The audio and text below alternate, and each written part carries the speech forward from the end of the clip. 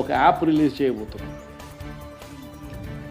రాష్ట్రంలో ఎక్కడైనా కానీ, ఎవరికైనా కానీ, ఏ అధికారితో అయినా కానీ హెరాస్మెంట్కి ఎవడైనా లోన్ అయితే ఆ యాప్ లేకపోయి యాప్ అడిగే క్వశ్చన్, నీకు ఏ రకంగా అన్యాయం జరిగింది అని.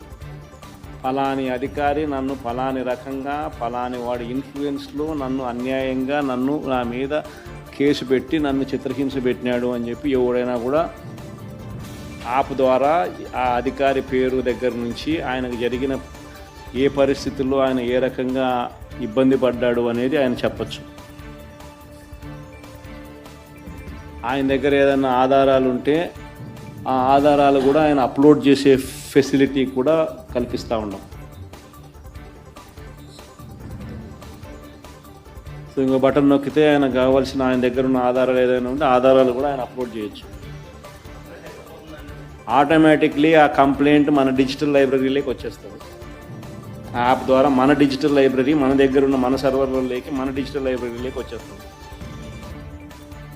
రేపొద్దున మనం ముఖ్యమంత్రి అయిన తర్వాత ఆ డిజిటల్ లైబ్రరీ మనం ఓపెన్ చేస్తాం.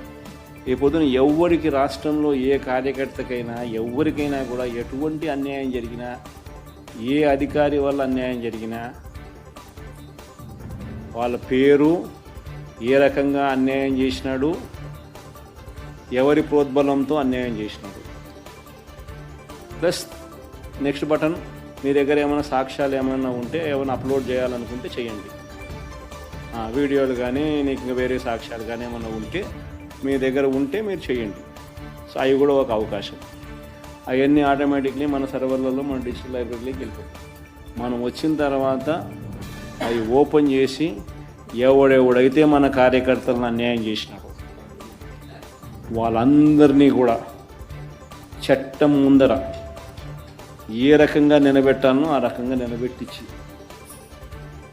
అందరినీ కూడా సినిమా చూపించే కార్యక్రమం మాత్రం జరుగుతుంది. వాళ్ళు చేసినవన్నీ కూడా వడ్డీతో సహా ఏదైతే నువ్వు ఎత్తుతున్నావో అదే పండుతుంది. ఎక్కడో కూడా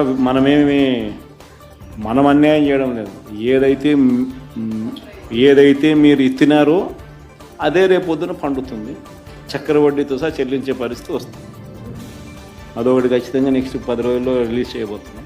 బాబు